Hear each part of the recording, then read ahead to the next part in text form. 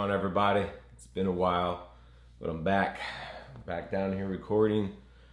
So, I want to talk a little bit today about code reviews. I actually made a LinkedIn post about a month or so ago about code reviews.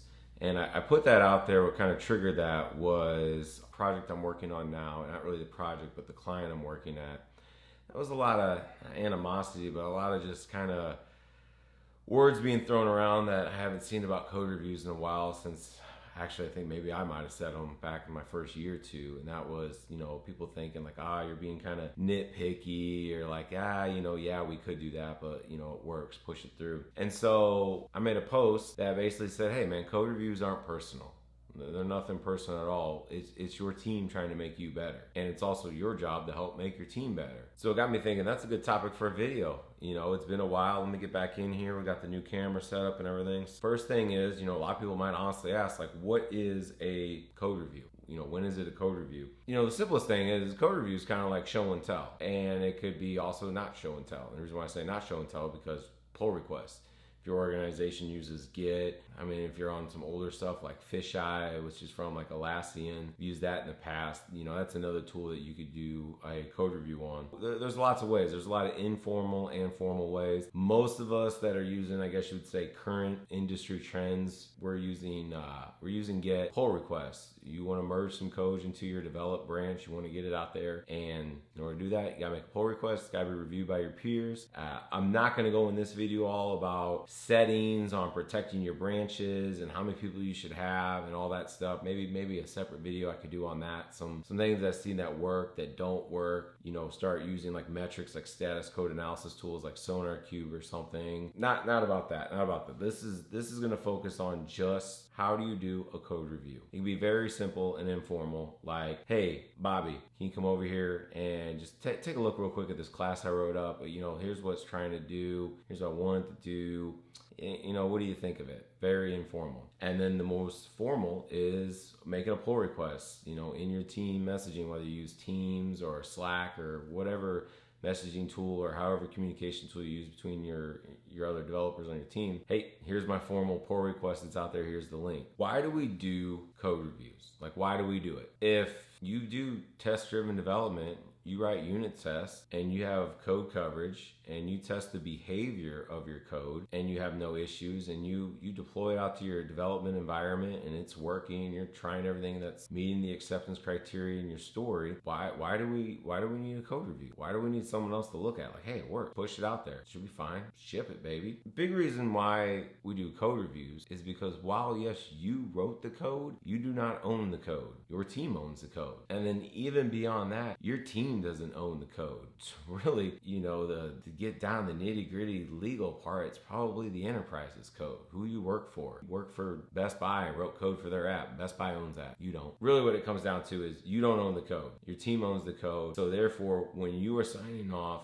that story is ready to go and a feature or a bug fix or tech debt or whatever is ready to go to production, you're not just signing your stamp of approval or your name, it's your team's. It would make sense that your team has a little bit of say, knows what's going on, just doesn't blindly let you push out the production. Which is exactly why, because the team own it, the team signs off on it. Next big thing, who gets to review your code? Is it just one developer on your team? Is it the entire team has to review it? Is it every developer in the vertical that you're in, on the application you're working on? Is it everybody in the organization? Who gets to review it? And honestly, in my opinion, anybody. Anybody that has access to it on that network, to get nitty gritty. But ultimately what it comes down to is any other developer in the organization should have the ability to review your code, should be able to recommend, make suggestions, look for things, give some feedback. Anybody can. Now, when I say that is anybody's allowed to look at it, anybody's allowed to review it, anybody can add some comments, give feedback. I will say I don't think anyone in the organization can approve your pull request, can give the stamp of approval that it's good to go to production. Because if you go back to what I said earlier, you don't own the code, your team really owns the code, or should we say, right? Your team is responsible for that code. So therefore, your team is who's going to sign off on it. But again, everybody can do it. So not to go down a total different road here. If you're working on a certain repo with 2 other developers and you just happen to look at some other code in the organization that you don't really know, but maybe you interact with their service, your service interacts with theirs, have at it. Look at their pull requests. Pull them down, take a look at the code, see what you like, anything you don't like, little tips, tricks here, stuff like that. Add some comments on their pull request. The more people looking at code,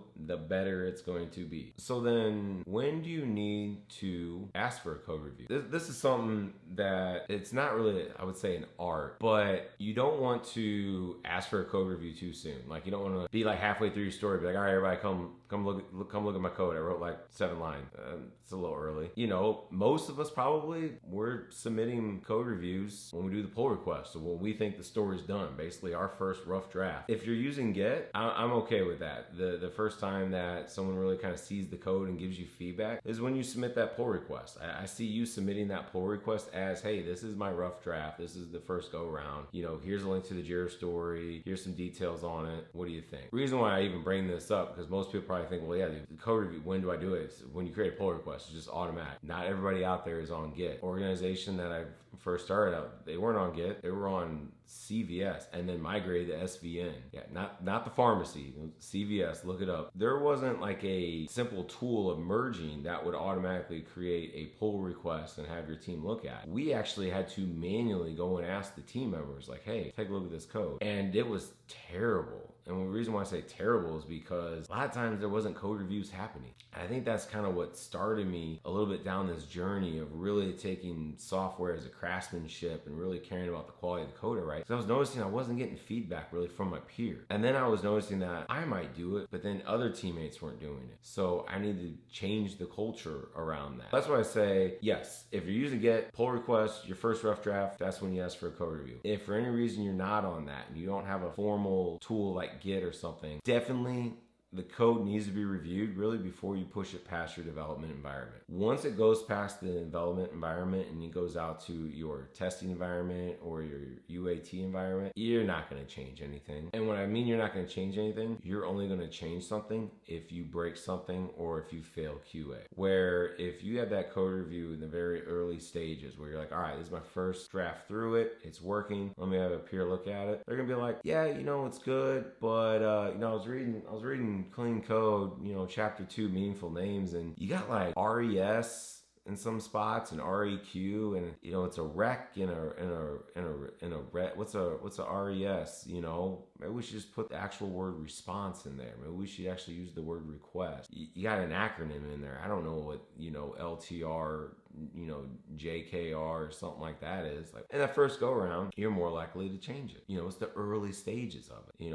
Have code reviewed early and often is probably the best practice. Early and often. So you're stuck at all before you even make that pull request, have someone take a look at it. They'll give you a little feedback. They're probably going to give you more than feedback to make sure it's working. And then when you actually do the pull request, it's more formal. They might actually start being like, okay, let's look at some of our coding standards. Early and often, that's when you should do it. That's just my thoughts on how to do a code review. It was more from the developer side. I'm going to probably make a follow-up video on actually how to actually review code. But in this video, I just want to talk more about, how do you do a code review? When do you ask to have your code review? What's kind of a process do you do? What stage of development do you have it reviewed? And ultimately, get some of those things out of there that I see in organizations, letting you know that like it's okay if some random guy from another team made a comment on your code review. And it's okay for you to do the same thing. It's okay for you to, hey, I need 20 minutes to just break away for something. Let me go look at the other team Rambo over here. I know a couple guys over there. Let me go look at one of their pull requests, throw some thoughts. I need to just look at something else. It's okay. And that ultimately you don't own the code. It is not your train set. It is the organization's train set, and you and your team are responsible for it. So you and your team have the responsibility of making sure that you put out the best code there is that you can.